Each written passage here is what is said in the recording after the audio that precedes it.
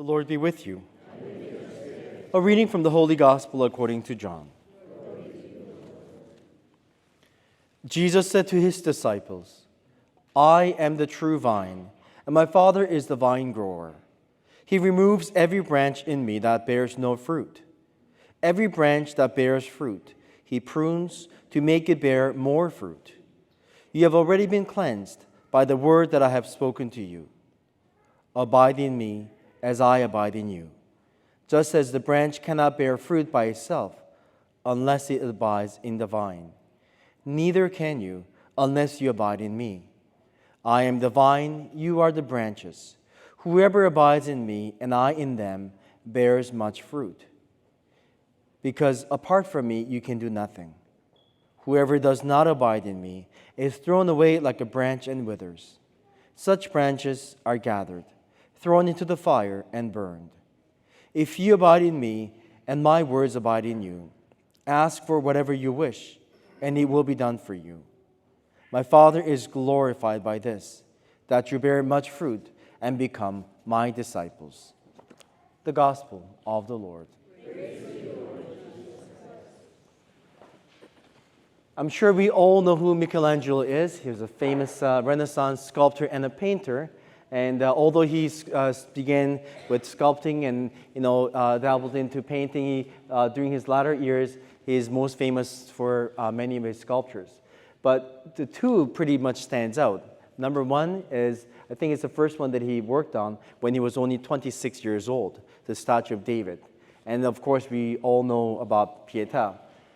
He's known for making sculptures that was life-size.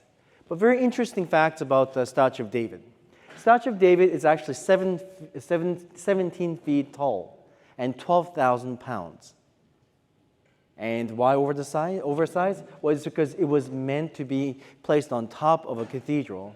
And knowing that 12,000 pounds, in order to support this structure, architecturally would have presented too much of a challenge. So it had to be placed elsewhere. If you look at the statue, some of the characteristics kind of stand out. You can see that it was a radical departure from the way that the previously Caravaggio and Donatello always used to depict. It would be David after the battle.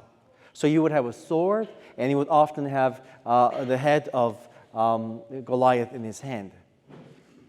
But this statue has more of a young man look, and it was slandered that he would have usually done it. And this is before the battle. So he's very calmly and serenely, looking forward. And he has left hand, he has a slingshot in his left hand. And his right hand, very masculine, very, very muscular, hand just hanging low. That look of determination, but peaceful.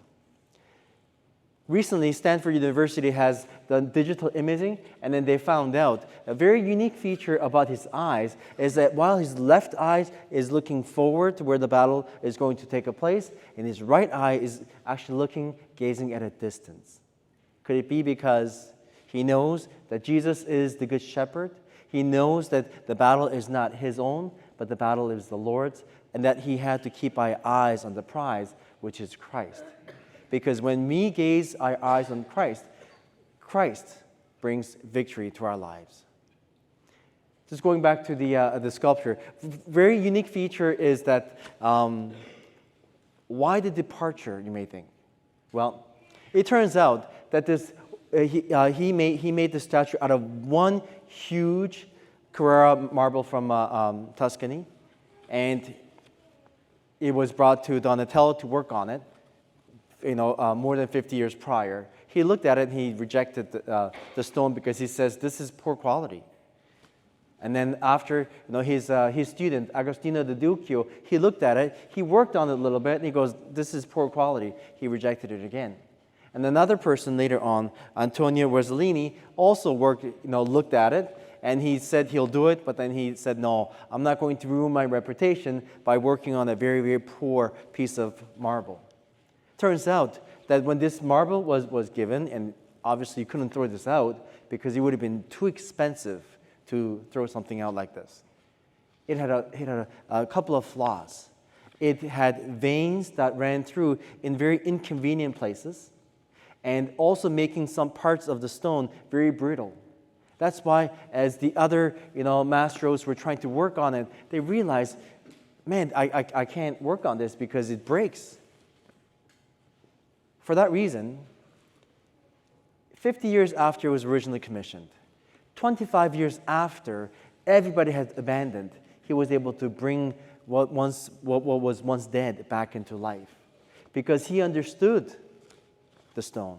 He understood the flaws. He understood, the problems, and he knew how to work around it. And after he had completed this, when he was asked this question, so how did you do this? Like, how did you make statue of David out of this stone that was so difficult?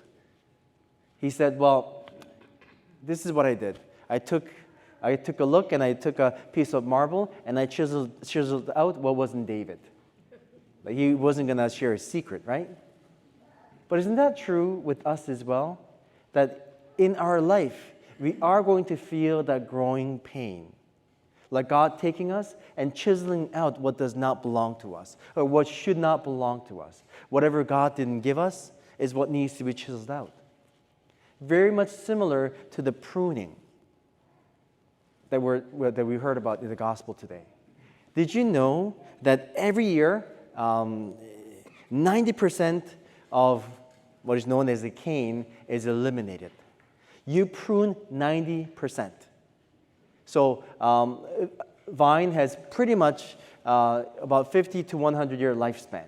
And the way it works is this. So I've looked into this, and I hope you pay attention. So it's got roots, and it's got one stem, right? So stem is called the trunk, the vertical. And then when it goes to the horizontal, it's known as the cordon. And then there's another stem that goes up, which is called spur. And from spur is the cane. From cane is the bud. And from bud to shoots and flowers, which becomes vine. Are you ready for a test? Okay, so there are a lot of things going on, right? So what people realize is that, when you remove branches, and these are the branches that needs to be eliminated. Number one, dead branches. We can understand why. And diseased branches, because we need to make sure it does not spread the disease and kill the entire vine. And tangled branches. And also errant stem. So basically when it grows away from the structure, so like growing into the ground or going back into its stem, then it needs to be cut to be able to keep its structure. It's all about supporting the structure. And only the vine dresser knows exactly how to cut and what needs to be eliminated. And that's exactly what God does. Sometimes we feel like, okay, I've got these hopes and I've got these dreams and my relationship, and sometimes our relationship comes to an end. Our dreams get crushed and our hope vanished, and we wonder why. And that might be exactly by God's design. It might be the growing pain that is necessary for us to grow. We do know that it takes about 5 years before a vine is allowed to produce its fruit. First year is obviously about growing roots. And then the second year about growing deeper roots and beginning to grow the stem. And then the third year, it kind of grows out. So it creates the not only vertical but horizontal as well. And by fourth year, it reaches its full completion. So the full maturity of what it's meant to be. And then now it's set to produce the fruit on the fifth year. Our spiritual life is exactly the same thing. Sometimes we might be tempted. Why isn't God answering me right now? Well, maybe because we're not ready to receive. You see, if the vine is not mature, not fully grown, what happens is that it won't be able to support its own structure. And it's going to wither away and die. So that's why it's important for us to recognize, yes, we need to trust in God. We need to trust that God, who loves us, has a plan.